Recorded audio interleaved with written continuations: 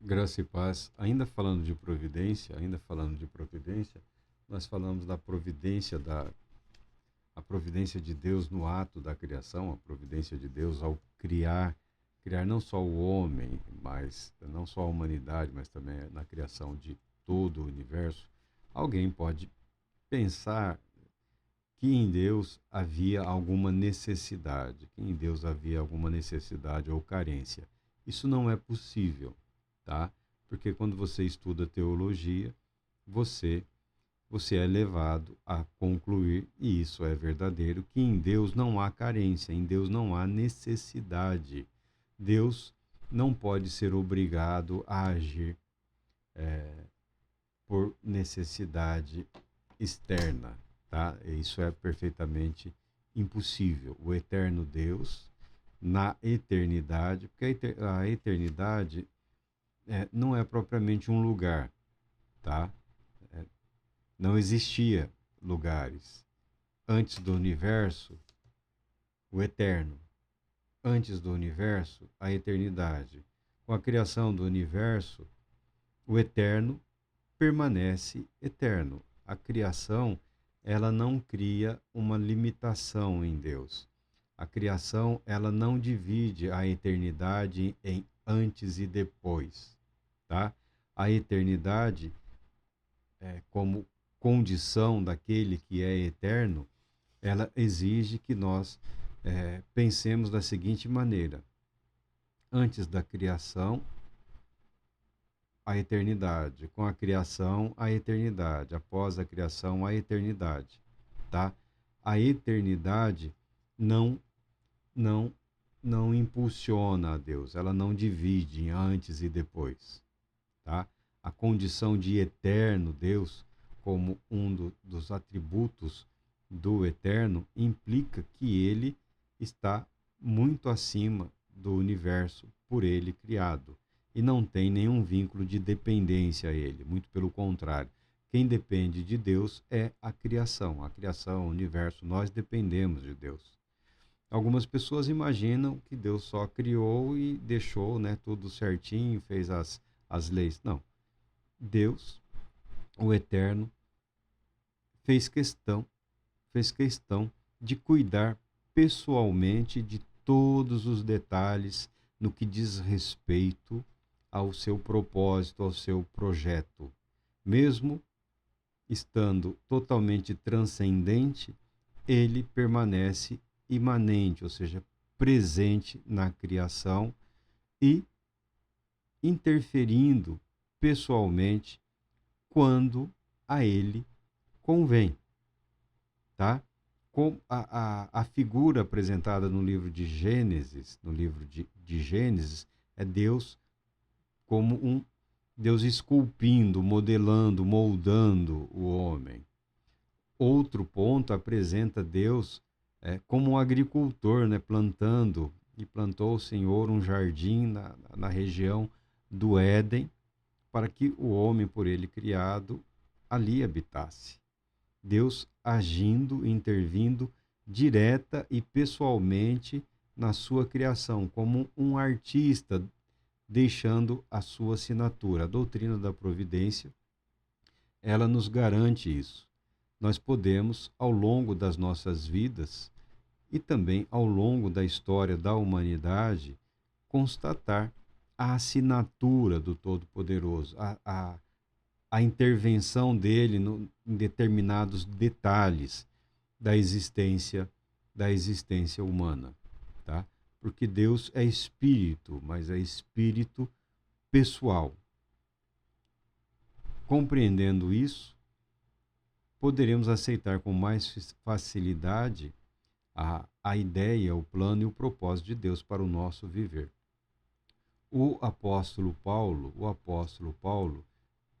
ao falar da não existência de necessidade em Deus, ele diz o seguinte: o Deus que fez o mundo e tudo que nele existe, sendo ele Senhor do céu e da terra, ainda aqui está em Atos dos Apóstolos, capítulo 17, nem é servido por mãos humanas, como se de alguma coisa precisasse, pois ele mesmo é quem a todos dá vida respiração e tudo mais. Ou seja, Deus não criou por necessidade.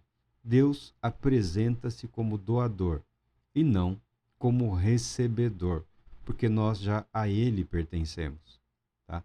Nós já pertencemos ao Todo-Poderoso Deus. Na carta aos Romanos, o apóstolo Paulo é, apresenta uma confrontação, umas perguntas, uns questionamentos, com uma resposta bastante simples. Está no capítulo 11, 34 ao 36, diz assim: Quem, pois, conheceu a mente do Senhor? Ninguém. Ou quem foi o seu conselheiro? Ninguém. Ou quem primeiro deu a ele para que lhe venha a ser restituído? Não existe, não há. Porque dele e por meio dele e para ele são todas as coisas. A ele, pois, a glória eternamente. Amém. Vem até as nossas mentes aí um cântico, né? um louvor bastante conhecido, que o artista usou esse texto bíblico, esse texto escriturístico. Algumas pessoas não aceitam isso. Algumas pessoas se rebelam. A revolta, a indignação, a ira, a mágoa, o ressentimento, a mania de perguntar, né? Mas por que eu? Por que eu? Por que na minha vida? Por que comigo?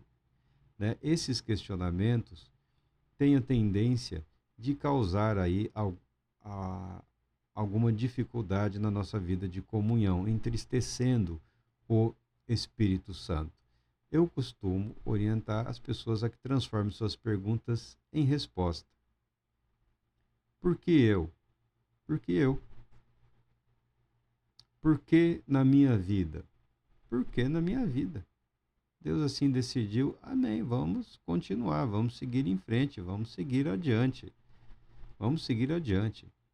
Tem gente aí já dizendo agora que as pessoas devem desistir. Nós estamos falando da vida cristã, da vida de espiritualidade, da vida voltada para o Criador do universo, da vida voltada para aquele que definitivamente nos ama. Ah, mas se Deus me ama, por que eu sofro? Deus me ama e eu sofro. Ponto. Não muda nada, as reclamações não mudam absolutamente nada, só criam uma distância entre a pessoa e Deus. Tá?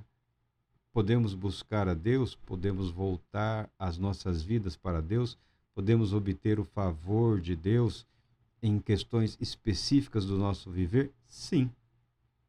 A doutrina da providência ensina que sim. Tá? Mas que garantia você me dá? Não, eu não posso dar garantias. Eu não posso dar garantias. Quem apresenta as garantias é o próprio Deus na palavra que ele revelou aos santos no passado, que chegou até nós. Nós não sabemos todas as coisas e não precisamos saber absolutamente todas as coisas. O que nós precisamos saber é que há um Deus que se ocupa pessoalmente em cuidar das nossas vidas, garantindo o resultado final por ele proposto. Amém. Glória a Deus por isso. Louvado seja Deus por isso. As nossas inquietações no que diz respeito aos sofrimentos, né, que está se intensificando, porque quando as dificuldades financeiras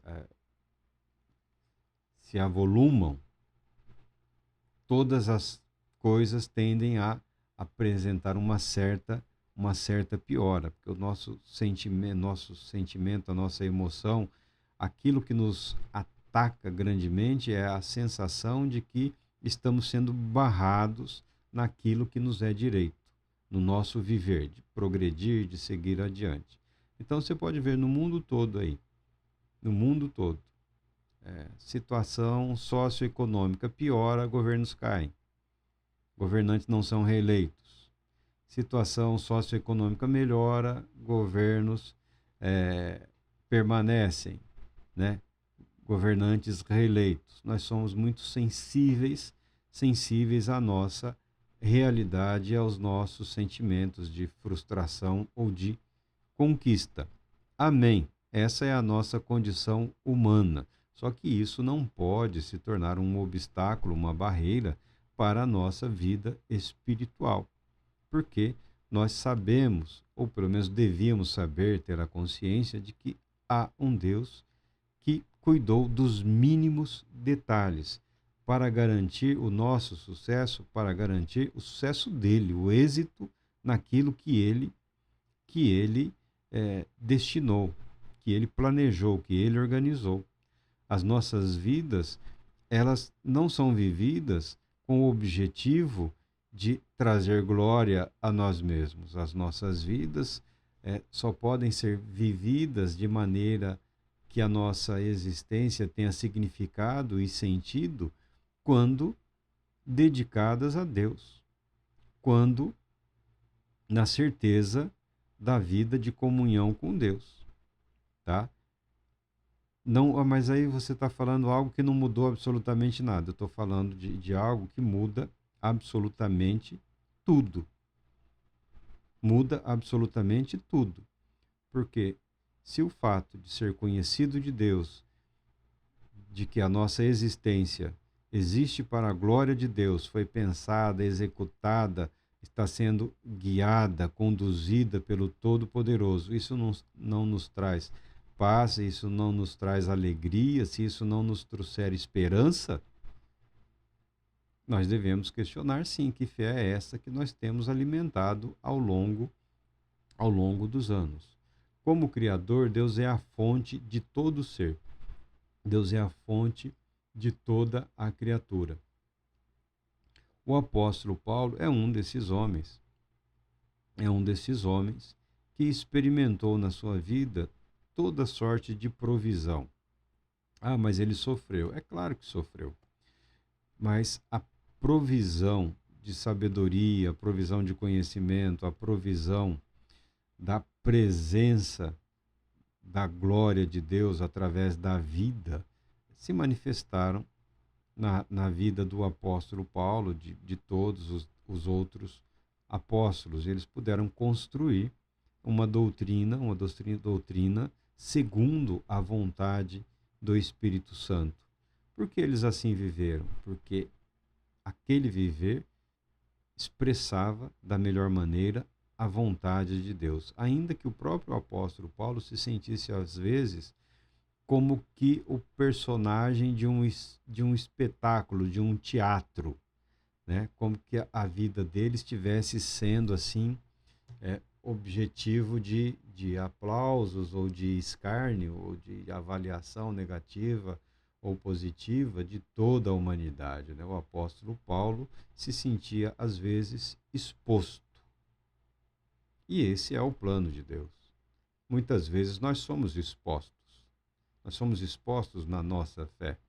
Nós somos expostos no que tange as nossas perspectivas e esperanças. Porque a exposição nos leva a uma reavaliação, a uma postura de avaliar, reavaliar e deliberar e decidir. Esse é o plano de Deus, esse é o caminho de Deus, vou seguir por ele. A doutrina da providência, ela traz mais paz e mais alegria, mas precisamos nos submeter à verdade. Precisamos aceitar que há um Deus. Há um Deus que reivindica não só o governo e o controle do mundo, das nossas vidas, mas a nossa alma, no nosso espírito, ele reivindica o espaço a ele pertencente, de maneira que o nosso eu seja deslocado, como eu já disse, e Deus seja glorificado através do nosso viver. Isso é possível para o homem? Não, mas pela providência, Cristo Jesus, nosso Senhor, nos regenera, nos renova, nos dá nova vida, nos possibilita a oportunidade de aceitarmos esse plano, esse propósito. Isso envolve submissão, isso envolve a ideia que é apresentada, a ideia que é expressa pelo próprio apóstolo Paulo. Meu viver e a minha alegria é servir a Deus através de Cristo Jesus. Deus Todo-Poderoso te abençoe, te proteja e te conceda a paz.